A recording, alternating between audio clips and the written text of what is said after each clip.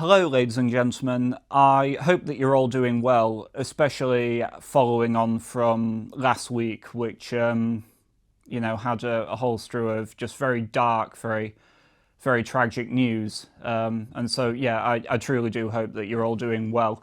I wanted to come to you today, though, with some good news, and that is that it seems like for Rupert Lowe and Restore Britain, it's really starting to set the wheels in motion now. Now, this was something that has obviously been about for a few months now. I signed up and paid my subscription fee as soon as it did, as did Carl and many of the others in the office, because this is our battering ram, right? Restore Britain, which is entirely filled with genuine patriots, people like Rupert Lowe, people like Harrison Pitt, Lewis Brackpool, Charlie Downs, right? These are our guys, and they're doing absolutely wonderful work, whether it's in terms of Rupert's independent inquiry into the Grooming Gang, whether or not it's Lewis's position where he's setting up an independent system by which whistleblowers can come forward to highlight government corruption.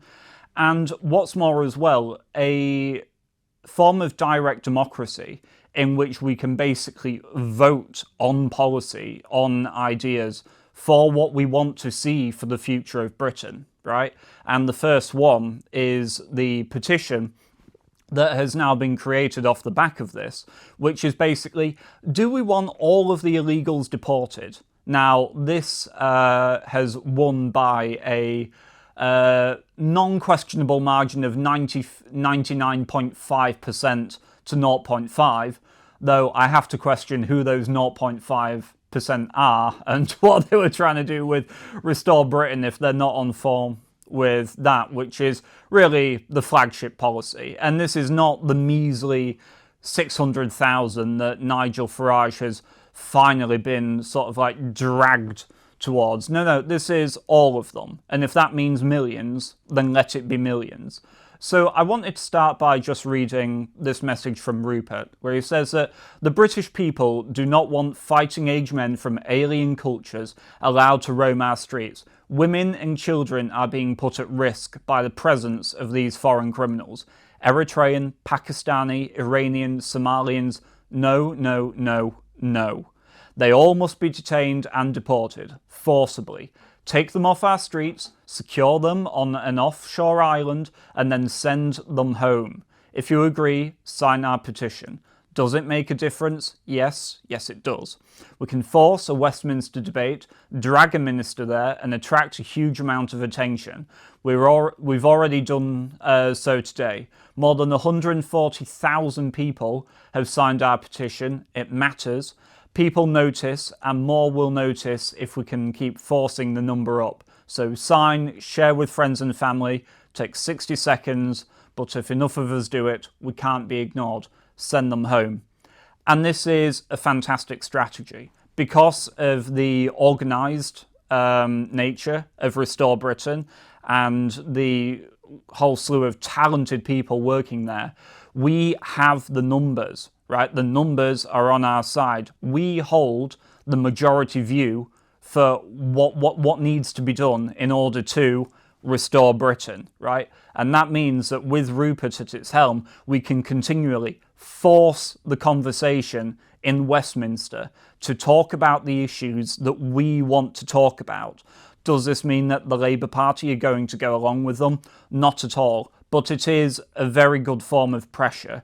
And what's more, it's coming at a time when it really feels like the Labour government is actually collapsing, right? After you have the everything to do with Mandelson and what's more, the genuine psychic attack that the Unite the Kingdom rally had on them this Saturday just gone, they are beginning to be scared. They are scared and they are losing power, and they know that they have entirely run out of legitimacy. Not that they ever had any in the first place. And so this is a fantastic way to continue to force pressure onto them, mount the pressure, never give them a day. Every single day they need to think, oh my gosh, I've got to go into Westminster and think about and talk about the concerns of those bigoted far-right gammons. Yes, you do, because it's that exact thing that we've been deprived of for decades and decades now, right? You've constantly put the whims of these minorities above everyone else, and all the time the British people becoming less and less safe in their own country, right? And this framing from Rupert is perfect, because you saw, even a few years ago, it was all framed around the idea that, well, we need to stop the boats because of the risk of safety for the illegals crossing the channel. It's not safe for them. No, the concern is that it isn't safe for us, as is shown with Epping and the sexual assaults that went on over there, and many other places besides, right? We do not want these people in our country. And so I would very much encourage you to get behind Restore Britain, because this is one of the strongest weapons that we currently have for moving the conversation and forcing Westminster to realise the sheer scale of the revolt against a rotten establishment. And you can see here, now this petition has gone up by about 10,000 just in the past hour, whilst I've been busy here in the office, and you can see it continues to tick up. But 250,000 people at this rate, and it's not even been active for 24 hours, right? And we can do this every single time there is a petition, and not just do it every single time, but do it for something that will make a practical difference. Once we show them that this is the appetite and this is where the trajectory of the country wants to be, it not only signals to Labour, who won't do anything about it, but it will also send signals to Reform as well that they are behind the curve. And so Rupert is doing really good work here. I also thought it was worth pointing out as well, when you look at the map of where the votes, where the signatures for this petition are coming in, you can't help but notice that Rupert's constituency of Great Yarmouth is absolutely leading with this.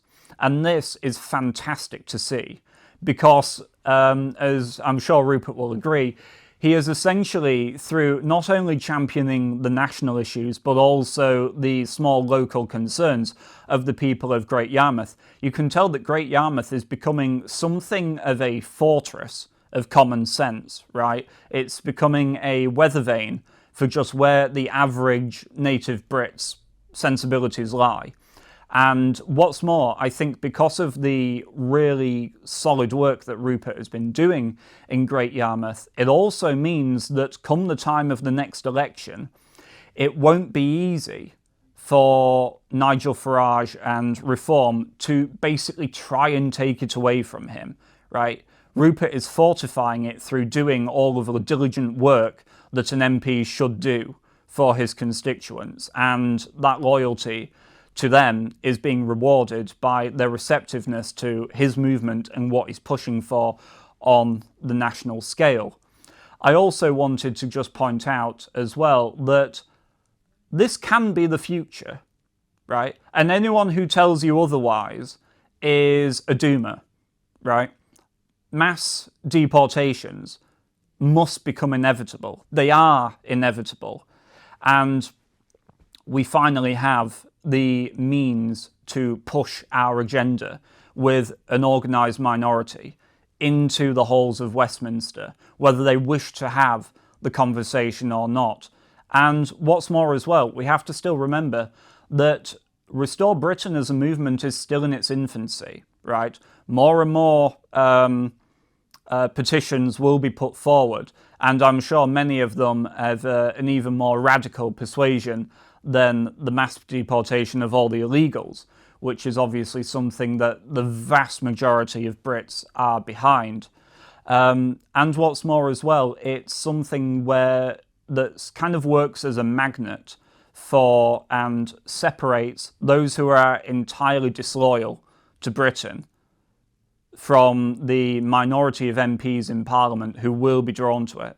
So at the moment, Rupert has put forward a motion, I believe, for the mass deportation of all of the illegals, and it currently has 21 MPs. Well, okay, it's not a lot, but it's good to know that we have those 21 MPs, right? Remember who they are, and remember and mark the people who stand against them.